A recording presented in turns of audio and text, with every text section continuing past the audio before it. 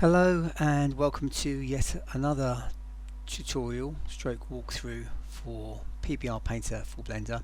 I always have to say it's a kind of walkthrough because I have the best intentions to do a fairly straightforward tutorial, and invariably as I do it I end up changing things and adding things and testing things as we go. So it's always a little bit chaotic here and there, but today it's a paint pot. Which is kind of adequate or suitable for the subject of painting, and basically it's a basic paint pot, 4 layers, a metal layer, a paint label layer, a rust layer, and to finish off a painting, this kind of drips layer. And the drips layer is about half the tutorial. So anyway, without me chatting on any further, let's get straight on with it. Okay, so as you can see it's a fairly straightforward object. It started with a cylinder and just kind of insets and extruded, the usual stuff. There's not a lot to know about it except that I'm using a subdivision surface modifier, and it's quite important to have, rather than UV smooth keep boundaries here, have keep corners. And that just helps. I'm going to wrap an image around the paint can, and where the ends of the UV map finish, because it's a subdivision surface, it tends to pull the ends, and when I get to doing that hopefully I'll remember to demonstrate how that works. If not, just remember keep corners on there. So that's that. I've also got a ID map which we're going to use later, possibly just once but maybe twice, and I actually made it in Photoshop rather than baking them out, but if you're interested in knowing how to make an ID map, then if you look at my, I think it's the texture in the droid or something like that on my website, you'll see how you can bake out ID maps, and they're quite useful. So that's that. So let's get on to the actual painting. So we're going to do 4 layers: a basic paint, basic metal layer, a paint label, some rust, and then to finally to finish off some dripping paint around the side. So let's start with our base material. New layer, base metal. Okay, click on just here where it says import multiple textures, and I think this is the one I used. And I always forget, when we make a layer, fill it, and then go back to paintbrush as a rule, just so when you come to painting you're not going to use the fill tool. So that looks pretty good. I think we need a bit more detail, so let's double the amount of detail on that. That looks great. So that's the base metal done. That was quite nice and simple. So the next one is going to be our label here, so we're just going to use a texture for that also. We call that paint label. Okay, we're only going to use the base color for now. Remember, Jeremy, fill it. And the base color at the moment is white, and yeah, white regardless of where we're unpainted or constant. So you'll notice that even though it's using white, it's still using all the previous metallic roughness and normal channels from the base metal, and in fact it'd probably be worth putting them on now. So metallic 0, roughness will have a tiny bit shiny, nothing too great, and then the normal, actually we'll just leave the normal because it's kind of one of those labels which is kind of painted onto the can as opposed to stuck around. Well, in my world it is. So we just need the actual texture on here, so rather than painted, texture, import, and where have I put you? Paint label. And I've made this interesting label. Basically I took some screen grabs from the PBR Painter Blender Market website and just made it into a paint label. But as you can see, it's going over the whole lot, which we don't want. So the first thing we'll do is we'll use our ID map, and we'll use the one I've already got here. View ID map on mesh, click on the color icon here, color swatch here, and then click on the paint dropper, and we use the red. And now that's there, we can turn the view ID map on mesh off, and we'll see it's just on the actual side where we want it. It's not quite in the right scale, so we need to make it a bit smaller.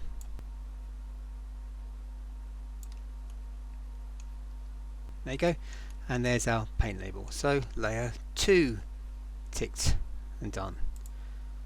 It's all going a bit too well at the moment. Okay, the next layer, rust layer. So rust, okay, and we're going to use a PBR set of textures again. Rust 006. I use the ambient CG website for all of these, and I have found the reason I'm using these more than the procedural ones is not that it's not easy to do, which it is. Obviously I'll just click and load rather than making sort of procedural textures, but it's a lot quicker. I find Eevee actually slows down a lot with the more complicated the procedural textures are, the more Eevee seems to slow down, and because I'm only doing a few layers, we won't run out of the limit that Eevee allows for images, for bitmap images. Okay, so we're on rust. I didn't fill it again, so I always forget to do that. And there's our rust, looking pretty darn rusty. I quite like that. And we'll just make it a little bit more detailed. 1.5 I think will be sufficient. There you go. And now we just need to have it so it only comes in certain sections, so probably just around the top here would be fine. I noticed, by the way, actually this will apply to my base metal as well, that where the UV map ends here, you can see that it's not wrapping that well in those places. Now hopefully it wouldn't matter too much, but just in case it does, we'll change our mapping from UV to box, and we'll seam blend it a little bit, and that gives us a much better, cleaner look. And we'll do the same on this base metal here, which is going to do the same.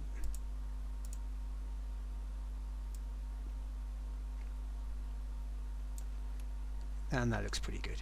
So let's put the rust back on.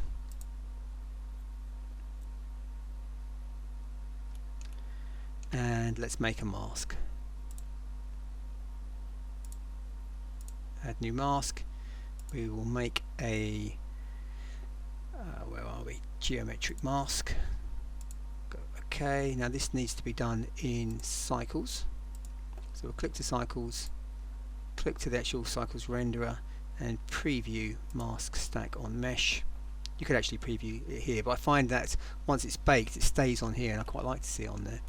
So here is our mask at the moment, looking very white, and it's on curvature simple, which sometimes can work. And if we ramp these up, it depends on how much geometry you've got. I haven't, as you saw earlier, I haven't got a lot of geometry here, so that's not really working for us. So I'm going to go to the curvature with bevel, and that's almost exactly what I'm looking for. Just at the top, on the inside of the can, and at the bottom, and I think that looks pretty good. I'm going to take the samples up a bit because it's a bit noisy.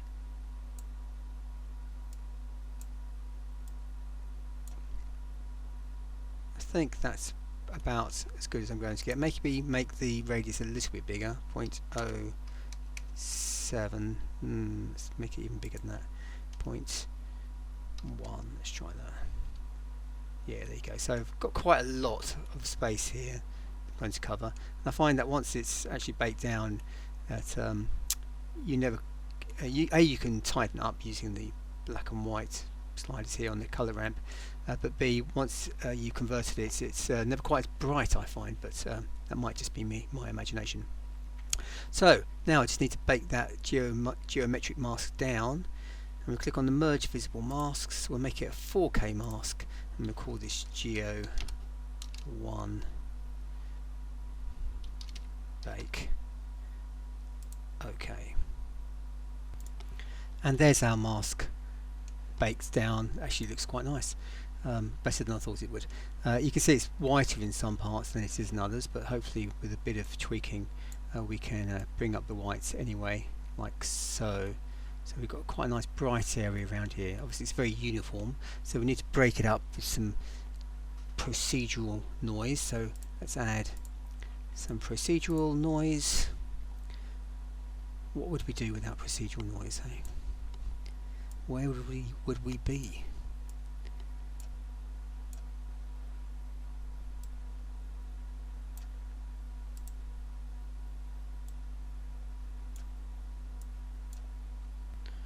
That looks good on the mask. Let's see if I can just make it a bit brighter. Okay, let's see what that looks like with the rust. Now initially it doesn't look as good as you would hope, although it's not bad, but if we use the mask multiplier here we can bring out that rust. That's not bad at all. And we'll just take the strength of that rust up a little bit as well. I think that looks pretty darn rusty, quite like that. Okay, good, so that's that done. What we could do, and we could always do this as another layer, is we could actually add another layer of rust where the kind of the bottom. I was initially thinking that initially we might have a lot more rust at the bottom. I quite like it like that. It's not too much. What we do need we need some dirt on this label, so that might be a layer to do before we finish, but we'll see. We're going to add the paint drips now, and there are two ways of doing this. I'm only going to show you one. The first one I tried is simply creating a layer, a paint layer, and painting the paint on. It actually surprisingly works quite well, and it's a very simple process of just literally making your brush the right size, doing your drips, painting around the top, and it's a very straightforward process, and it looked pretty darn good actually. It's just a matter of time, you know, spending the time to paint it. So that's one way, but the way I'm going to do it today is actually with another texture, and we're going to stencil it again. So we call this paint texture. Okay, don't forget to fill it, and we'll put base color on, and we'll go to constant, and this constant color is going to be the color of our paint. So we'll make it a nice red color, I think. Red for danger. And so that's going to be our paint color. So I'm going to put normal on as well, and I'm going to put link to mask on in preparation for what's to come. But I'm also going to combine the normals, so we keep the normals that we had, and I found it looks pretty good. So hopefully it won't slow us down when we're painting.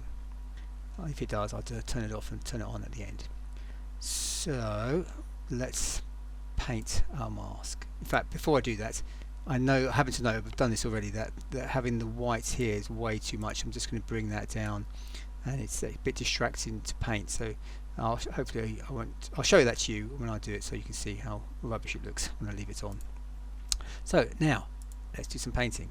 Image texture, and let's go new.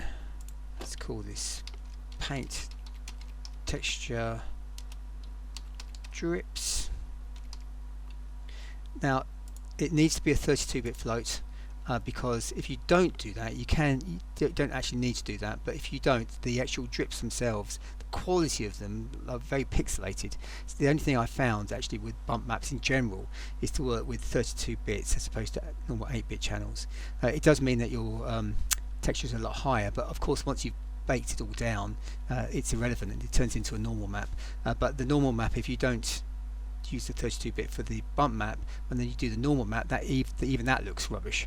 Well, not rubbish, but you know, pixelated. Okay, so let's make it 4K.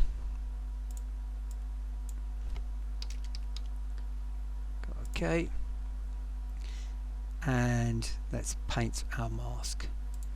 So click paint on mask, make sure you're on paint. I'm always on that fill, always filling stuff, shouldn't be filling. And we need to put an image on our brush again. So we'll create a new texture, we'll make it a stencil, and we'll add my paint drips, which I actually modelled in Blender, turned into a height map just with a gradient, and then rendered a still image out, and this is the still image here. Something you probably could do in Photoshop fairly easily if you've got it. So I've turned it into a stencil. We don't need repeat on, so it's just a turn clip, and right mouse button allows us to move this around. And currently we're painting on the mask and it's showing the mask, but I always find that's not helpful, so let's turn that off. Preview selected mask on mesh, and now we're going to paint on here. Let's turn it onto orthogonal view, and let's find somewhere where a little bit of paint will look quite good.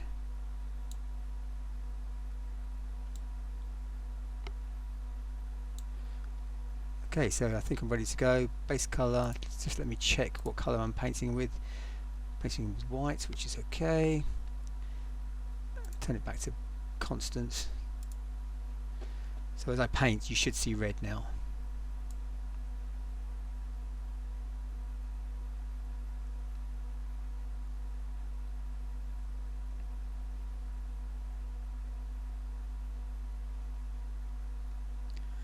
Okay, let's just see what it's looking like. Let me turn off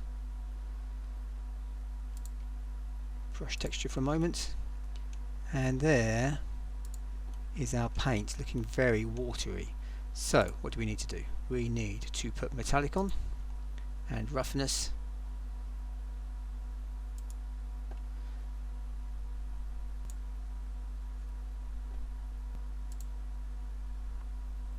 and we need to multiply our mask, and there you can see our paint is actually looking quite thick.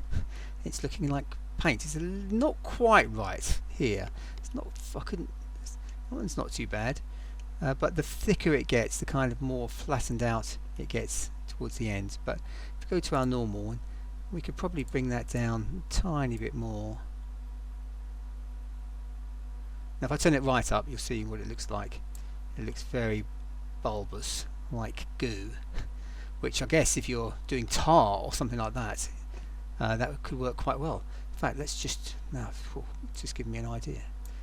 There you go, it's a nice black tar. But let's stick with the red. Let's lower this right back down, so it's just a feeling of depth that we want.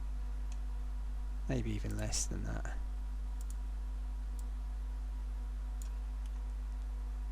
Not bad at all. Okay, let's finish it. So let's go back to brush settings, turn the brush texture on, back to orthogonal, and let's finish. And I don't want to paint all around here, so I'm just going to paint kind of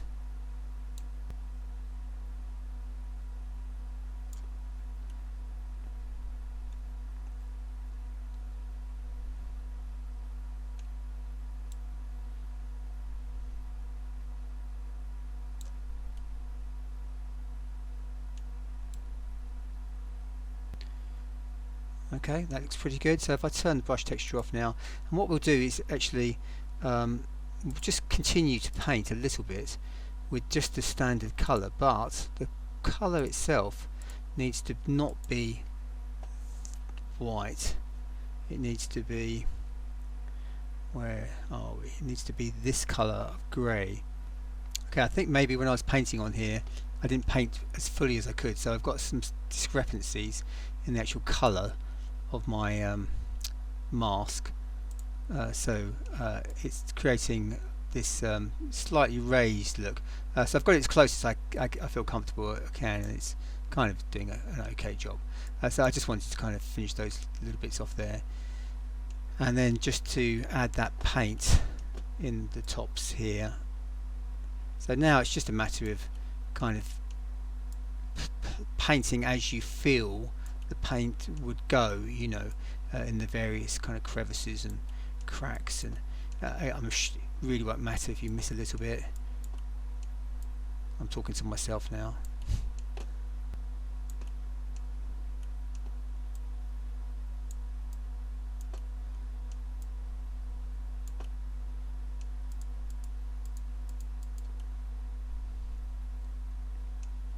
Okay, and I guess if you wanted to, you could even do another layer here, couldn't you? With you know, when they've used it once and then they've put it away and then they've used it again, and it paint drips over paint. You know, new fresh paint over old dry paint. So that's not a bad looking layer. So what I'll do now is I'm just going to paint some. I'm going to do another layer. So I'm going to keep this one. I quite like that one as it is. So I'm just going to do one more paint layer, and we'll just call this extra paint, and I'm just going to finish off with this one, and we're going to add some more colour strokes to it, but I must remember to fill it. And let me go back to this layer, just turn that one off for a moment. Now I wanted to hit red, and the reason it's not red is because my constant colour needs to be on. There you go, like it, I like it. Okay, so back to extra paint, let's turn that on. Constant, hopefully that's going to be red. I bet it's not. No. Okay, not to worry.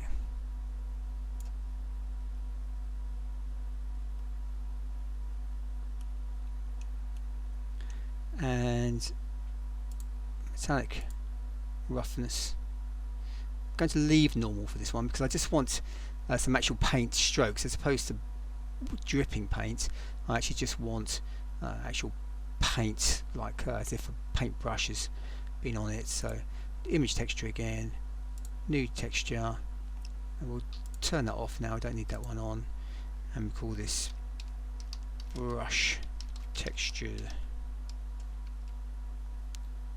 Okay, paint on mask, make sure we're on paint.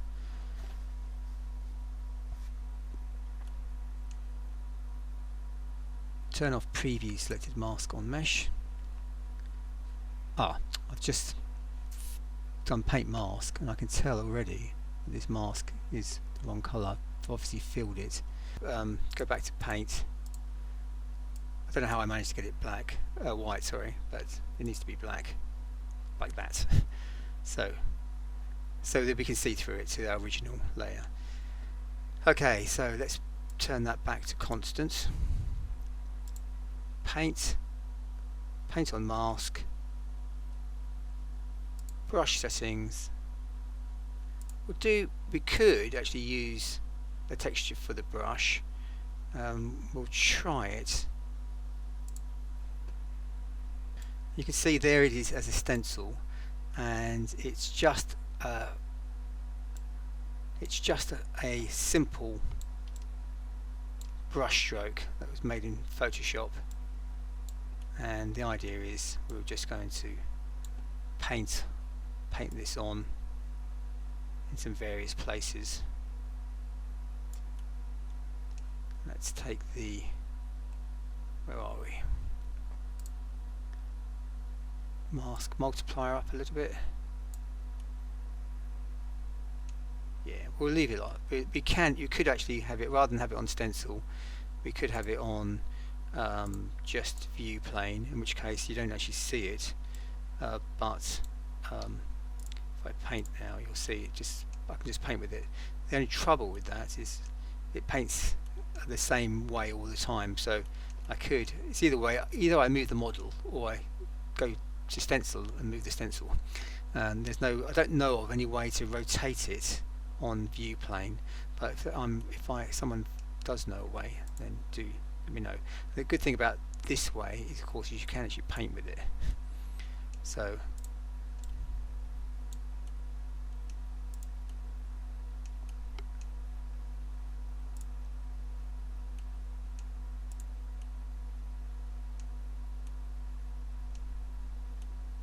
basically now it'd be nice to rotate it round, but I don't know of a way to do that unless I go to stencil, bring it round here and then rotate it.